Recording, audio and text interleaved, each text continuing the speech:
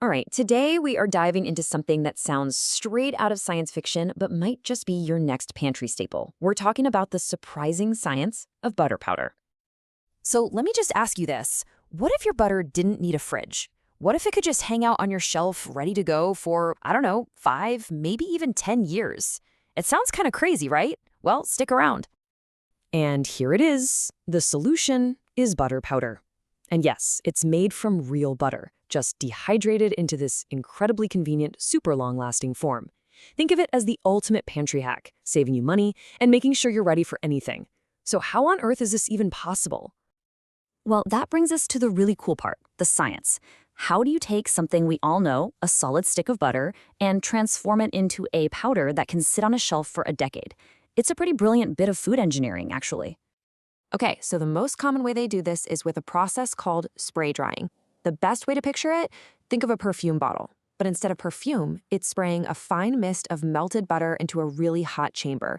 Poof, the water evaporates instantly, and all that's left behind are these tiny, dry particles of butter. That's pretty much the magic right there. Now, spray drying isn't the only game in town. There's also freeze drying. You've probably heard of it for astronaut food and stuff. It's known for keeping the taste a little bit better, but it's way more expensive to do. So the big question is it actually worth paying more for? And this is where it gets really interesting. Researchers at Oregon State University looked into this, and what they found was kind of surprising.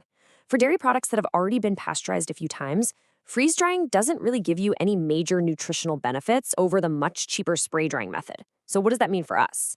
It means the more common, more affordable method is often just as good.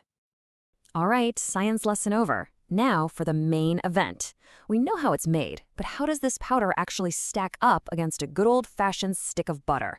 Let's put them head to head. First up, the biggest shocker of them all.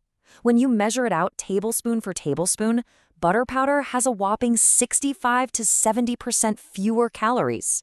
Yeah, you heard that right. And you can really see the difference here. A single tablespoon of regular butter clocks in at over 100 calories. The powder, just 35 to 45. And the reason for this huge drop is that they add non-fat milk powder during the process, which gives it bulk without all the fat. Now let's look at the full breakdown. The shelf life is just no contest. Months versus a decade. The fat content is about a third of the original, but look at the cost. It might seem pricier up front, but when you do the math for an equivalent amount of butter, the powder is actually cheaper. We're talking 20 to 60% cheaper. That's just incredible long-term value. But numbers are one thing. This quote from a real customer really gets to the heart of it. It's the simple convenience of always having butter ready to go and this is a big one, not having to toss out that half-used stick that went bad in the back of the fridge. Okay, so maybe you're intrigued, you get the concept, but the big question remains, how do you actually use this stuff in the real world? Let's open up the playbook. This is what everyone wants to know, right?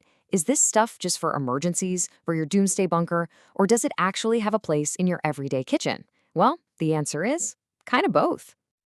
It really boils down to two main approaches. One, you can add a bit of water to turn it back into a soft, creamy spread. Or two, and this is my favorite way, you can just use the powder straight up, like a seasoning. Seriously, using it dry is a total game changer for popcorn. No more soggy, uneven spots from melted butter. You just sprinkle it on and get this perfect, even coating of buttery flavor all over. It's also amazing on steamed veggies or mixed into hot rice. And for cooking and baking, it just blends right in. You can mix it with your flour and sugar for muffins or bread, or you can whisk it into sauces and stews to get that rich, buttery flavor without adding any extra liquid. It's so versatile. But, and please listen up because this is super important, you have to know what it can't do. Rule number 1, and don't forget this, you absolutely cannot use it for frying or sautéing.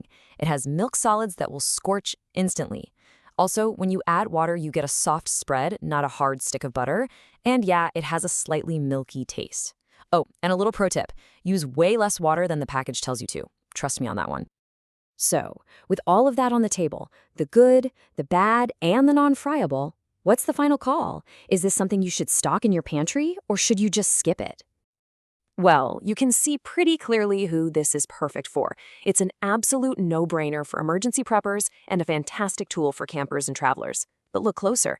It's also super useful for families trying to save a buck, and for those of us who only bake occasionally and don't want a whole stick of butter going to waste. So let's boil it all down one last time. The pros? They're huge. An incredible shelf life, way less food waste, and it saves you money. It's perfect for travel and emergencies. The cons are just as real, though. It's not a direct replacement for stick butter. The taste and texture are different. And remember, you can't fry with it. So that leaves us with the final question. Now that you know its secrets, its strengths, and its critical weaknesses, is butter powder the future of your pantry? Or is it going to stay a prepper's best-kept secret? I'll let you decide.